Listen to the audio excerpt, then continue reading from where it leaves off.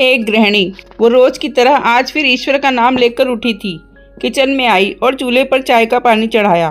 फिर बच्चों को नींद से जगाया ताकि वे स्कूल के लिए तैयार हो सकें। कुछ ही पलों में वो अपने सास ससुर को चाय देकर आई। फिर बच्चों का नाश्ता तैयार किया और इस बीच उसने बच्चों को ड्रेस भी पहनाई। फिर बच्चों को नाश्ता कराया। पति के लिए दोपहर का टिफिन बनाना भी जरूरी था। इस बीच स्कूल का रिक्शा आ गया और वो बच्चों को रिक्शा तक छोड़ने चली गई। वापस आकर पति का टिफिन बनाया और फिर मेज से जूठे बर्तन इकट्ठे किए। इस बीच पतिदेव की आवाज आई कि मेरे कपड़े निकाल दो। उनको ऑफिस जाने के लिए कपड़े निकाल कर दिए। अभी पति के लिए उनकी पसंद का नाश्ता तैयार करके टेबल पर लगाया ही था कि छोटी ननद आई और ये कहकर गई कि भाभी आज मुझे भी कॉलेज जल्दी जाना है, मेरा भी नाश्ता लगा देना। तभी देवर की भी आवाज आई कि भाभी नाश्ता तैयार हो गया क्या? अभी लीजिए नाश्ता तैयार है। पति और देवर ने नाश्ता किया और अखबार पढ़कर अपने अपने ऑफिस के लिए निकल चले। उसने मेज से खाली बर्तन समेटे और सास ससुर के लिए उनका परहेज का नाश्ता तैयार करने लगी।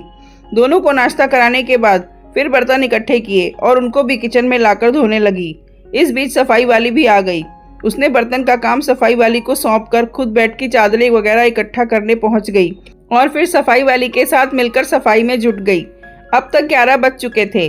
वो अभी पूरी तरह से काम समेट भी ना पाई थी कि कॉल बेल बजी। दरवाजा खोला तो सामने बड़ी ननद और उसके पति व बच्चे सामने खड़े थे। उसने खुशी खुशी सबको आदर के साथ घर में बुलाया और उनसे बातें करते करते उनके आने की खुशी का इजहार करती रही।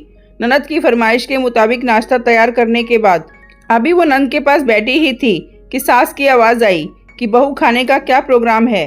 उसने घड़ी पर नजर डाली तो 12 बज रहे थे। उसकी फिक्र बढ़ गई। वो जल्दी से फ्रिज की तरफ लपकी और सब्जी निकाली और फिर से दोपहर के खाने की तैयारी में जुट गई। खाना बनाते बनाते अब दोपहर के 2 बज चुके थे। बच्चे स्कूल से आने वाले थे। लो बच्चे भी आ गए। उसने जल्दी जल्दी बच्चों की ड्रेस उतारी और उनका मुंह हाथ धुलवाकर उनको खाना खिलाया।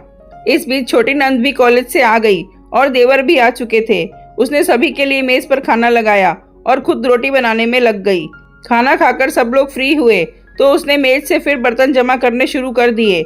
इस वक्त 3 बज रहे थे। अब उसको खुद को भी भूख का एहसास होने लगा था। उसने हॉटपॉट में देखा तो कोई रोटी नहीं बची थी।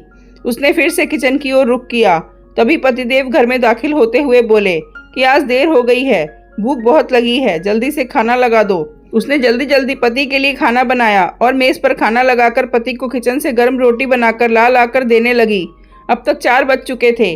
अभी वो खाना खिला ही रही थी कि पतिदेव ने कहा कि आ जाओ तुम भी खा लो।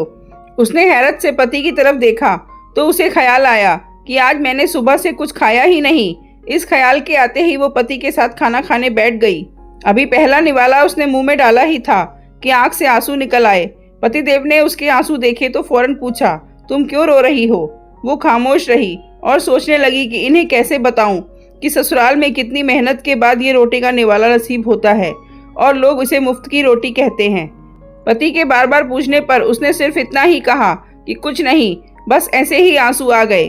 पति मुस्कुराए और बोले कि तुम औरतें भी बड़ी बेवकूफ होती हो, बिना वजह रोना शुरू कर देती हो।